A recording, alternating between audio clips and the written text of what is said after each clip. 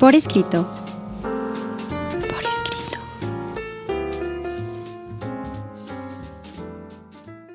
Bienvenidos a un programa más de Por Escrito. Estamos en Radio Anáhuac y el día de hoy nos acompaña. ¿Qué tal? Sean muy bienvenidos. Seguimos atrapando lectores y escritores para nunca dejarlos ir.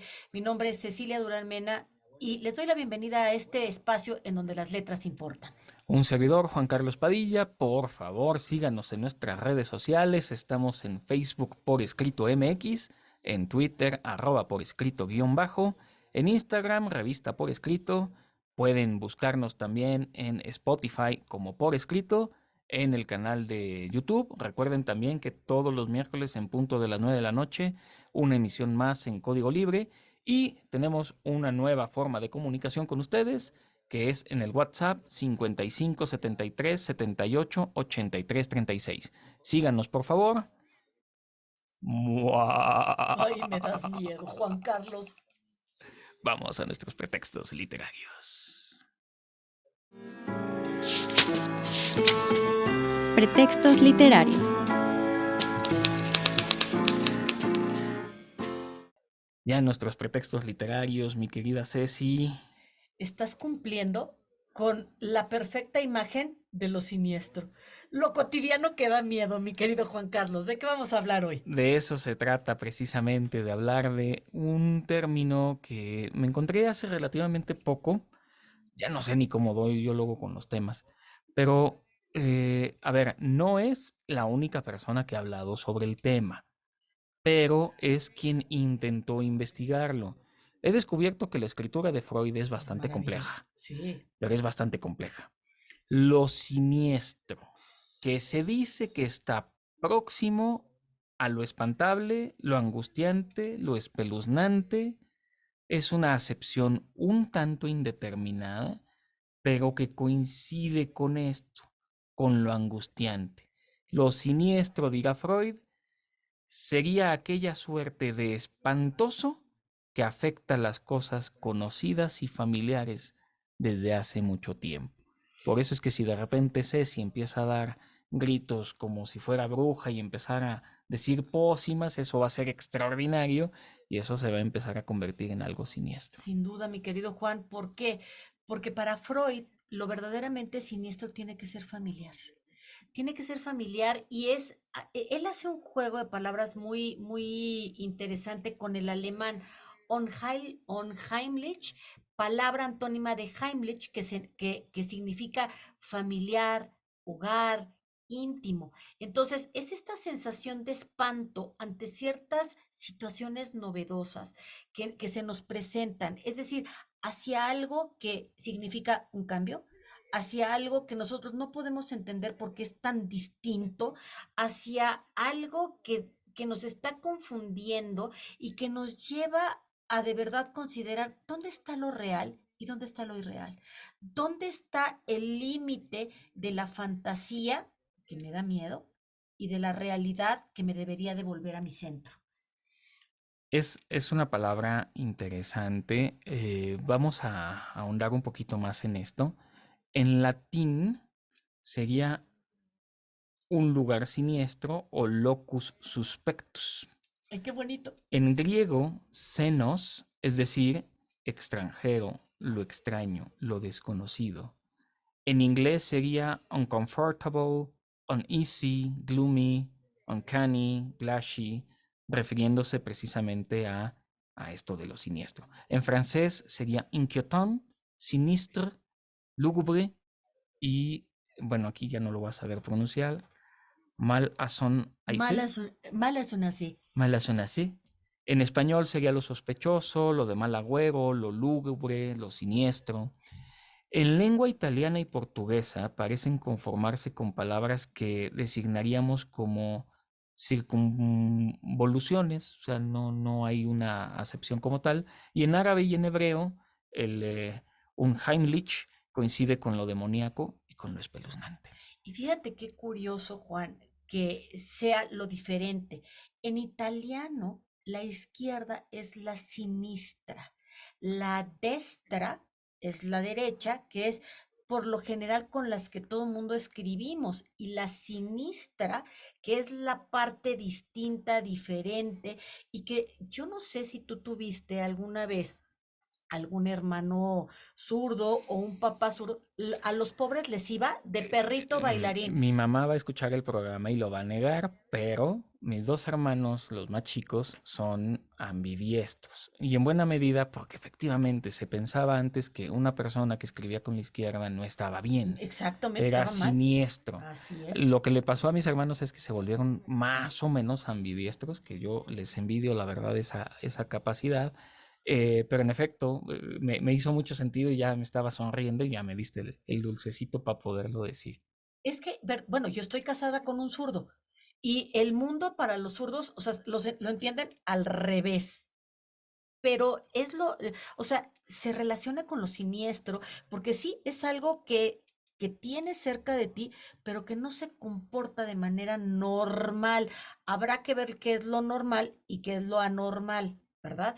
Eh, Me dio mucho gusto leer en el guión este miedo de la modernidad, ¿no? De Víctor Bravo, en donde lo siniestro está entre lo explicable y lo inexplicable. Esta sensación que va transformándose de lo familiar a lo extraño, que se va repitiendo hasta dejar de lado este orden que nosotros entendemos como lo natural, y entonces se empiezan a generar una serie de situaciones desordenadas. Esto que tú decías, ¿qué pasaría si en este momento yo empiezo a hacer cosas totalmente extrañas? Seguramente la gente va a pensar que ya me volví una bruja, ¿no? O que hay algo, ya soy un monstruo, ya. Entonces empieza la siniestralidad porque yo no me comporto como lo esperado, lo cual es totalmente siniestro también, porque entonces todo lo diferente es lo siniestro. Nos dirá Freud, hacer algo Heimlich, es decir, hacer algo tras la espalda del otro. Ah, también. Alejarse Heimlich sería alejarse furtivamente. Reuniones Heimlich clandestinas. Contemplar la desventura ajena como Heimlich sería con alegría, con suspiro. Llorar Heimlich sería llorar en secreto. Conducirse Heimlich sería misteriosamente, como si te estuviesen algo que ocultar en el amor, en el pecado. El pecado Heimlich es un secreto. Lugares Heimlich que el recato obliga a ocultar. Otra vez pecado Heimlich misterioso, como si tuviésemos algo que ocultar. Ese es en realidad la raíz de esta acepción de lo siniestro, que quizá en conversaciones valdrá la pena, porque creo que hay que dedicarle a diferenciar Ujú. nuevamente el terror del horror, y ahora lo podemos diferenciar de lo siniestro. Así rápidamente, la literatura de terror nos va a presentar un acercamiento con experiencias de riesgo a través de personajes ficticios. El terror controla espacios dentro de nuestra mente y los refleja en las sensaciones del cuerpo. Lo siniestro, al revés, encierra esta sensación de terror al presentarnos algo que nos llama la atención, que nos sorprende, que nos parece extraño. Es algo nuevo y algo desconocido. Terror será poltergeist, por ejemplo, un fenómeno que no nos explicamos. Eso será el terror.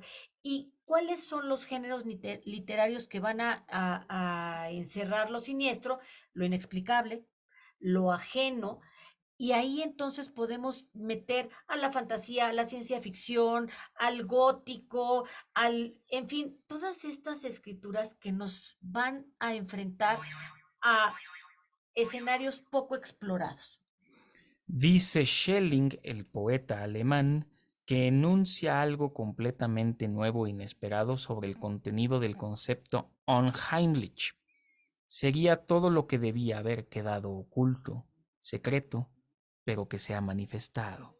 Y en otra acepción del Heimlich significaría lo impenetrable, lo cerrado a la investigación.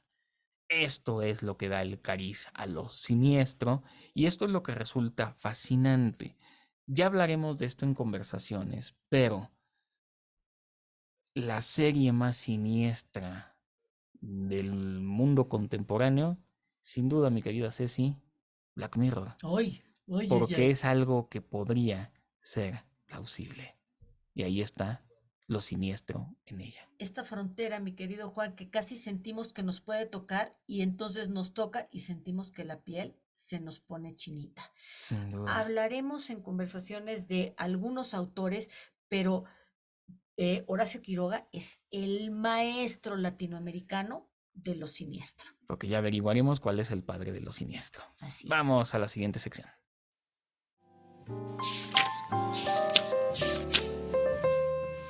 Lo desconocido. Si estamos hablando de lo siniestro, no podemos dejar de hablar de uno de los autores, pues, que fueron maestros en la siniestralidad. Y quisiera hablar qué se esconde detrás de la puerta de Berenice. Entre los múltiples y característicos, siempre sorprendentes textos de Edgar Allan Poe, hay un cuento que tras tocar posibles notas autobiográficas, nos entrega en charola conceptos sugeridos por Sigmund Freud. Berenice es este cuento. Nos vamos abriendo paso hacia el mundo próximo de Poe. Este cuento nos narra la historia de un hombre que se ha enamorado perdidamente de su prima, tanto que tras el fiel retrato de ella se ha creado en su cabeza algo que termina en desenterrar su cuerpo y arrancarle los dientes. Imagínense nada más de lo que estoy hablando. Estoy narrando no solamente lo siniestro, sino lo funesto. En Berenice se plasma con claridad la fórmula del elemento familiar como elemento principal para dar el giro a lo siniestro, pues no por nada el personaje a quien Poe coloca como objeto de deseo del protagonista es su propia prima, hablando no solo de una familiaridad referente a que tanto la conozca o no, sino también a una relación sanguínea. Los acontecimientos principales ocurren dentro de la casa. Este es el inicio de la narración, los momentos donde admira a su amada, incluso, y parece volverse un punto clave, el acto de arrancarle los dientes a Berenice, que sucederá en el jardín exterior. Esto es narrado desde el interior de la casa, pues el protagonista solo se da cuenta de lo que ha sucedido una vez que entra nuevamente a este espacio familiar, a este espacio de cotidianidad, de seguridad. Para dejar en total claridad la idea entre lo real y conocido como un próximo giro hacia el momento siniestro, vemos de igual manera en su obra cómo ha reflejado esto que hablábamos con anterioridad, la repetición como un componente clave de este cuento. Si en Berenice se habla del amor hacia la prima, en el poema de Annabel Lee se repite la misma fórmula, es decir, estamos reflejando esta obnubilación que tiene el que escribe por ese objeto amado. En Berenice, los dientes tan blancos, casi cegadores de Berenice, 2 minutos. son una imagen que nos llevamos incrustada en la mente tras leer este relato, nos pega directamente en la memoria. Y sucede seguido así en los textos de Poe, dejando que nos arrastremos hasta la familiaridad de sus imágenes, repicando en el nevermore en nuestra mente mucho después de leerle como un estandarte de su objetivo que ha sido logrado. El lector traspasa la puerta y algo de nosotros como lectores y como seres ha cambiado. Burke y Kant nos hablan de su mirada hacia lo siniestro, unido a lo sublime, es decir, no solo aquello que nos resulta grotesco, pero que tiene una potencia terrorífica, sino también el entorno y los elementos que hay en él de suma hermosura. Poe comprende a la perfección y lo asimila en sus cuentos, entregándonos personajes heroicos femeninos sentenciados a una muerte que se nos anuncia desde el principio, componente que de igual manera auxilia a este ambiente siniestro, a la repetición sutil del momento final. En Berenice vemos a la prima del protagonista como una mujer muy bella, pues el relato hablado cumple con los parámetros de la musa de la época literaria, dejando entre nosotros a alguien frágil pero enfermizo. Dotando de esta última característica, Berenice, es que Poe corrompe lo sublime. Eso es lo magistral de Edgar Allan Poe. La imagen familiar y anuncia mediante un susurro reiterado el aura siniestra detrás de lo que podría trasladarse a lo que es una historia de amor. Y siguiendo a este escritor estadounidense, vendrán varios lápices más. Horacio Quiroga, Bryce Echenique, Maupassant, Marchand, entre otros autores inspirados a utilizar los componentes similares de la siniestralidad para formar con ellos nuevos y añadir en sus obras literarias la mirada de lo siniestro.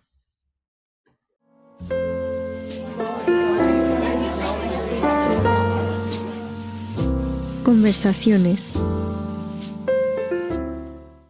Hemos llegado ya a nuestras conversaciones, mi querida Ceci, y si te parece bien podríamos empezar nuevamente a hacer este análisis en la diferenciación entre terror, horror y lo siniestro, que además me parece, no de manera exclusiva, porque al final de alguna manera se entretejen estos Sí. géneros, pero que también tienen sus propios padres.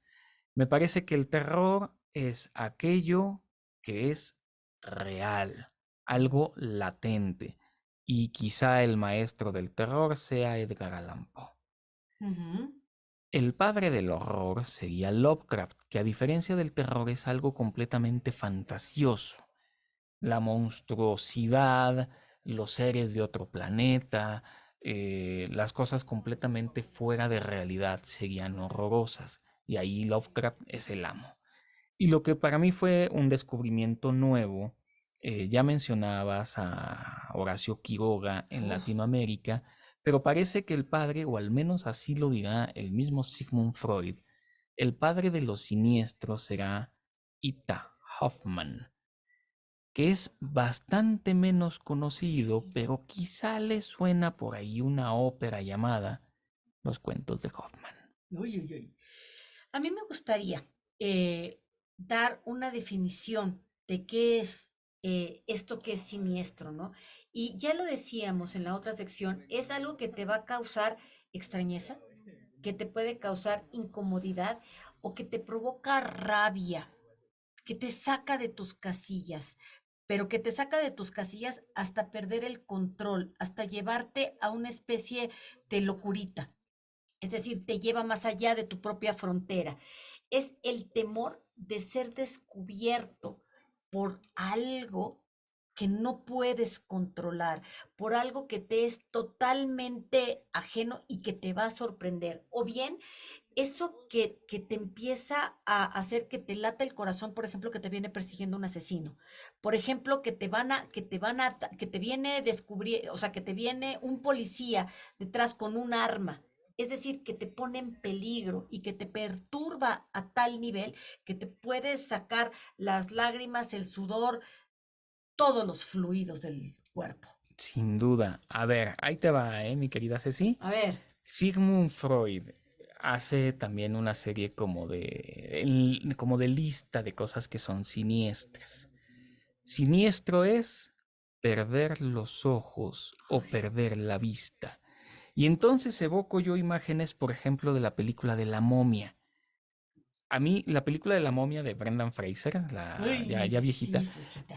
uno de los que va a ser devorado por la momia, lo primero que pierde es la vista. Y es un tipo que es bastante miope. Yo digo que esa momia no ve nada, pero bueno, es un detalle ahí que les faltó. Por ahí está también esta película de Bird Box con esta Sandra Bullock, donde la Ay, gente no es puede ver, verdad, es es siniestro. siniestra. Perder los ojos o la vista. ¿Y sabes cuál otra está interesante? Voy a enlistar todo lo que Freud decía, pero te voy a ir rebotando un poquito. Hablábamos el otro día de una obra sobre una castración.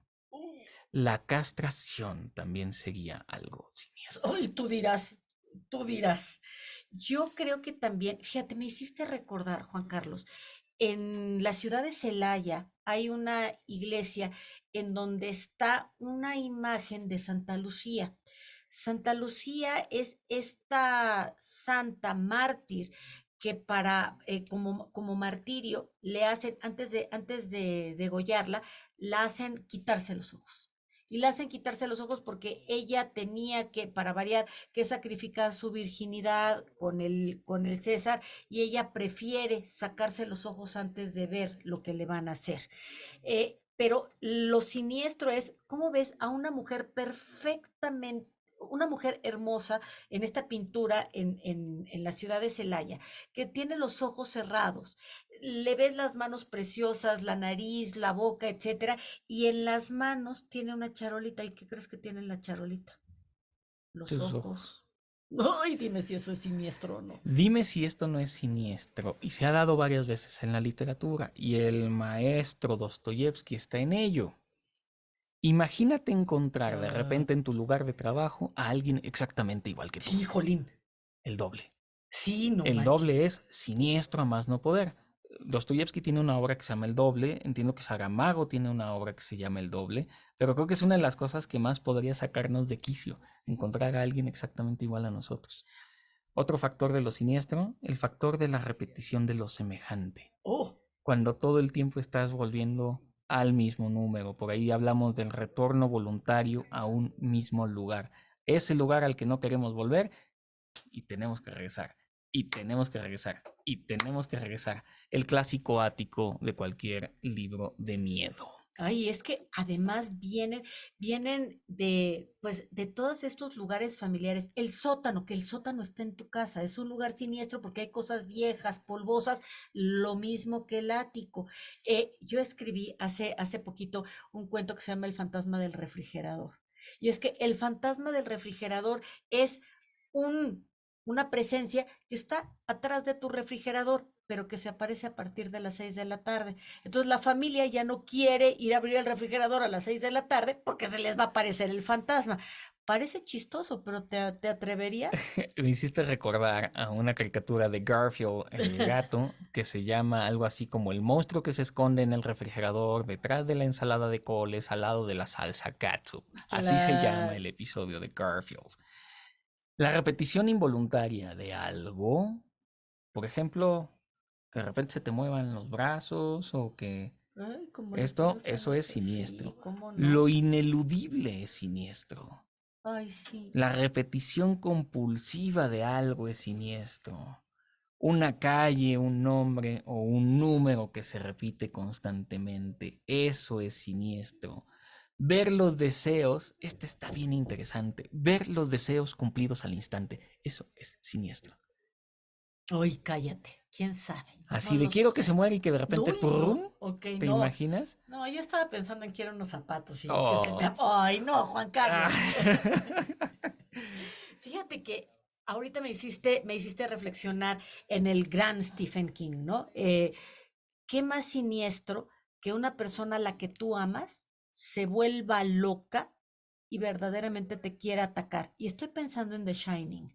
Estoy pensando en este escritor que se va a encerrar a este hotel rodeado de nieve, etcétera, y de repente tu papá es el que te quiere matar, tu esposo es el que te quiere hacer daño. A ver si nos comemos eso, ¿no? Bueno, a ver, habría que preguntar ahorita a toda la producción porque me imagino que jugaron con muñecas. Uy, sí, Ahora eso sí da imagínate que mucho tu miedo. muñeca favorita de repente cobra vida y te empieza a atacar. Cállate. El famoso Chucky y la novia de Chucky serían ejemplos extraordinarios de lo siniestro, porque no hay nada más común, nada más familiar a una niña, a un niño, que su Claro. propio juguete. Que quizá en Poltergeist, ahora que lo decías, es el payaso, ¿no? El payaso que encuentras abajo de la cama y que se da cuerdita solo, Sí, que se cállate. empieza a reír. O de repente El payaso es siniestro, el hablando y payaso regresando de a como Stephen King. Stephen King, Sí, ¿no? claro. O sea, una imagen que en realidad es infantil, que te quiere divertir, etcétera, y que de repente, pues lo que pasa es que tiene unos dientes totalmente picudos, etcétera. Eso da como mucho miedo. ¿O qué más cotidiano que el monstruo que está en tu closet? El monstruo del closet, eso es siniestro. Es súper siniestro Sí. porque está entre tu ropa tal vez hasta íntima, entre tu ropa interior, entre tu vestido, metido entre tus zapatos. ¡Qué miedo! No, no, no. Bueno, para terminar con la lista de cosas que decía Freud que pueden ser siniestras, cuando pasa lo que dices, Las supersticiones son Ay, siniestras. sí. El mal de ojo, Ujú. eso también es siniestro. La omnipotencia del pensamiento, Ay, eso es siniestro. ay. Lo voy a decir aquí porque es un cuentito que van a mandar por escrito recientemente de un guerrero que maldice a todos los que va matando hasta que alguien le pone un alto a una bruja y le dice, tú lo único que vas a tener es paz. ¡Jo! ¡Oh! No, sí, lo hace pedacitos. Sobreestimación narcisista de los propios procesos Ay, psíquicos, también. eso Ujú. es siniestro. Y Juan, que esta parte en donde ¿dónde está el límite entre lo que es de todos los días, lo que tú amas, lo que tú quieres y que te empieza a hacer daño? Hablaste de Dostoyevsky y yo, ¿cómo no? Voy a hablar de Nabokov. ¿Qué más siniestro que ver que de repente tu mamá se enamora de un tipo y te empieza a descuidar? ¿Qué más siniestro que ese tipo empiece a seducir a tu mamá y al ratito tu mamá termine muerta y ese tipo te empiece a seducir y te empiece a corromper? Eso es siniestro, Juan. Eso es siniestro. Y Tan bien, siniestro fue que, bueno, le costó a Nabokov ser expulsado de California, ser expulsado de Estados Unidos y morir en Suiza, ¿eh? Qué escándalo. vamos a hablar, porque tenemos que hablar del padre de lo siniestro, que es Ita Hoffman. Yo quiero presumirles, no lo he leído, pero compré de Editorial Crítica este volumen bastante grande ya saben que es hoja tipo Biblia. Digo, son 1600 páginas, nada más y nada menos, pero Qué está bonito. compilado toda la obra de Ita Hoffman. Este autor es nombrado por Freud el padre de lo siniestro y alude sobre todo a dos personajes concretos. Der Sandman, el hombre del arenero. Ay, Imaginen lo siniestro que puede ser para un niño que está jugando a las canicas en el arenero. Que se lo lleven, que salga sí, el qué hombre de miedo, arena. cállate. Tremendo. Y ya llevado a la ópera, hay una muñeca que es una autómata androide que se llama Olimpia. Eh, esta muñeca es un poco la que cumple los deseos que quisieras tú tener, pero que al mismo tiempo se van a volver en tu contra. Hay que leer, hay que darle la oportunidad a Ita Hoffman, quien además, por cierto, era matemático. Ujú. Imagínense que de repente algo que es familiar para un ingeniero se empiece a convertir contra ti y empiecen los numeritos a Las matarte a ti. repeticiones, sí, claro. O las repeticiones, por supuesto. Fíjate que yo quiero hablar de Horacio Quiroga, porque Horacio Quiroga se vuelve siniestro. ¿A qué le tiene uno miedo por lo general, no? A la oscuridad.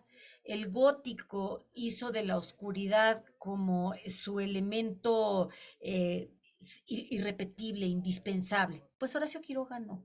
Horacio Quiroga nos hace sentir miedo a plena luz del día. Horacio Quiroga nos mete en un ambiente selvático, tropical, lleno de luz, con calor, porque, a ver, cuando nosotros sentimos miedo, sentimos que se nos hiela la sangre, decimos por ahí, ¿no?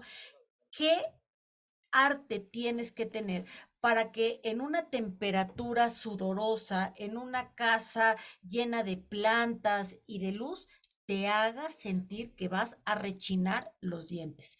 Y pensemos, por ejemplo, en el almohadón de plumas. El almohadón de plumas es esto que no puedo explicar, que está enfermando a una mujer recién casada. Y esta mujer recién casada que llega a su casa con toda la ilusión de una mujer que empieza una nueva vida y que de repente se empieza a sentir más débil, más débil, más débil y nadie sabe de qué se trata. Y de repente se empieza a sentir un poquito mejor, pero se vuelve a acostar y se siente cada vez peor hasta que finalmente muere. Y nadie sabe qué era lo que le estaba causando la muerte hasta que una vez esta mujer muerta y enterrada, las personas de servicio tienden la cama y se dan cuenta que en el almohadón de plumas hay un bicho que fue el que le sorbió la vida. Le estaba chupando el cerebro literal. Es tremendo. Yo le decía a Ceci que hice una película sobre el almohadón de Ah, plumas. con guión de Ivonne Treyes. Nos quedó espectacular. La verdad es que habrá que buscar la película para poderla rodar. Y yo creo que el cuento que más puede traumar de Horacio Quiroga ni siquiera es el almohadón de plumas. La gallina Ay, degollada. bueno, la gallina degollada es La gallina terrible. degollada es la historia de una familia que tiene que ocultar a unos hijos, no recuerdo si eran 3 o Son 4, 3 y están 3 enfermos. que están enfermos, están como loquitos y los esconden en la parte del jardín, en la parte de atrás. Nace una niña de este matrimonio y por supuesto que le tienen prohibido juntarse con los hermanos allá atrás.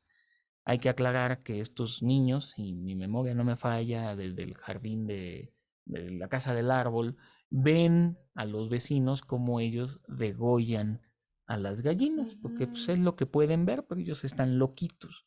Entonces, para no spoilear, pero ya se imaginarán que la niña muy desobediente va a ir a encontrarse con sus hermanos que harán con ella lo que los vecinos con las gallinas. La gallina degollada es macabra y siniestra, más no poderse, sí. Sin duda, mi querido Juan, yo creo que, y ese cuento además te hace rechinar porque ya sabes a dónde vas y le quieres advertir a la niña que no vaya para allá y pasa lo que tiene que pasar.